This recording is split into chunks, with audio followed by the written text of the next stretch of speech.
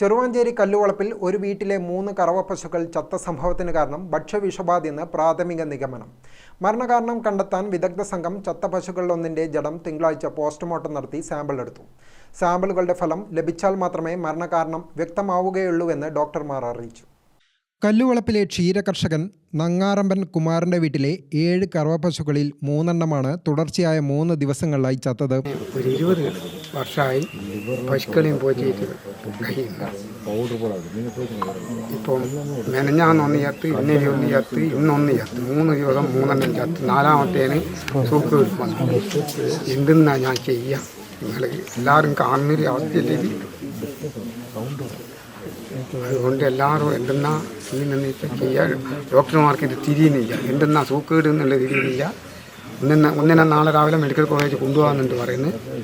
ഒന്നിനെ പോസ്റ്റ്മോർട്ടം നാളെ ചെയ്യാമെന്നുണ്ട് പറയുന്നത്. ആദ്യം കണ്ണുകൾ നീലനിറമാവുക, തുടർന്ന് കാലുകൾ വീക്കം വരിക, തളർന്നു വീഴുക, ഇതെല്ലാമാണ് രോഗലക്ഷണമായി കാണുന്നത്. വീട്ടിലെത്തിയ Parad veterinary dispensary doctor Harith Rosh, Thrippangottur veterinary dispensary doctor Alvin, retired senior veterinary surgeon doctor Raviprasad എന്നിവരുടെ നേതൃത്വത്തിൽ ജഡം പോസ്റ്റ്മോർട്ടം ചെയ്യുകയും സാമ്പിളുകൾ കണ്ണൂരിലെ റീജിയണൽ ഡിസീസ് ഡയഗ്നോസ്റ്റിക് ലബോറട്ടറിയിലേക്ക് അയക്കുകയും ചെയ്തിരുന്നു. ഞായറാഴ്ച ചത്ത പശുവിനെ തിങ്കളാഴ്ചയാണ് പോസ്റ്റ്മോർട്ടം നടത്തിയത്.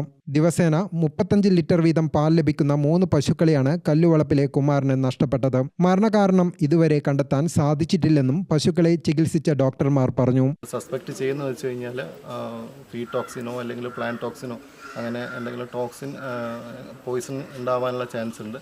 അപ്പോൾ അതിന് വേണ്ടിയിട്ടുള്ള സാമ്പിൾസ് നമ്മൾ ഓൾറെഡി എടുത്തിട്ട് നമ്മൾ റീജിയണൽ ഡിസീസ് ടൈം RDDL കണ്ണൂരിൽ കൊടുത്തിട്ടുണ്ട്.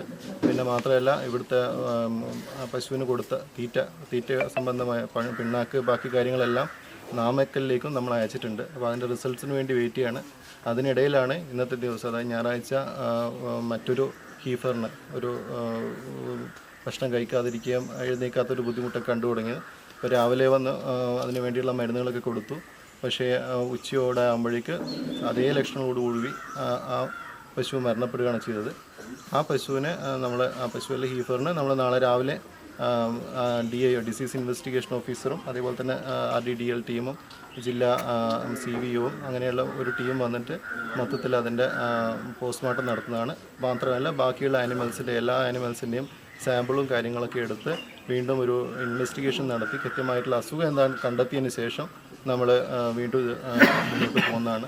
അപ്പം കർഷകന് വേണ്ടിയിട്ടുള്ള എല്ലാ സഹായങ്ങളും നമ്മുടെ ഭാഗത്തു നിന്ന് ഉണ്ടാവും. അധികമായിട്ട് ഇത് തീറ്റയിൽ നിന്നോ അല്ലെങ്കിൽ പുല്ലിൽ നിന്നോ വന്നിരിക്കുന്നു, അല്ലെങ്കിൽ HS പോലത്തെ ഒരു അസുഖവും സസ്പെക്റ്റ് ചെയ്യുന്നുണ്ട്. അപ്പോൾ അതിൻ്റെ സാമ്പിൾസ് കിട്ടിയാൽ മാത്രമേ നമുക്ക് അറിയുള്ളൂ.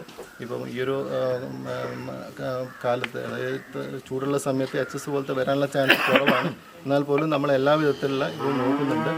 റിസൾട്ട് വരുന്നതിനനുസരിച്ച് കൃത്യമായിട്ടുള്ള വിവരം മനസ്സിലാവും. അതനുസരിച്ച് നമ്മൾ ബാക്കിയുള്ള കാര്യങ്ങൾ ചെയ്യും. തിങ്കളാഴ്ചയാണ് കൂടുതൽ പരിശോധനയ്ക്കായി ഡോക്ടർമാരുടെ സംഘം വീട്ടിലെത്തിയത്. ഗ്രാമിക ന്യൂസ്, കൂത്തുപറമ്പ്.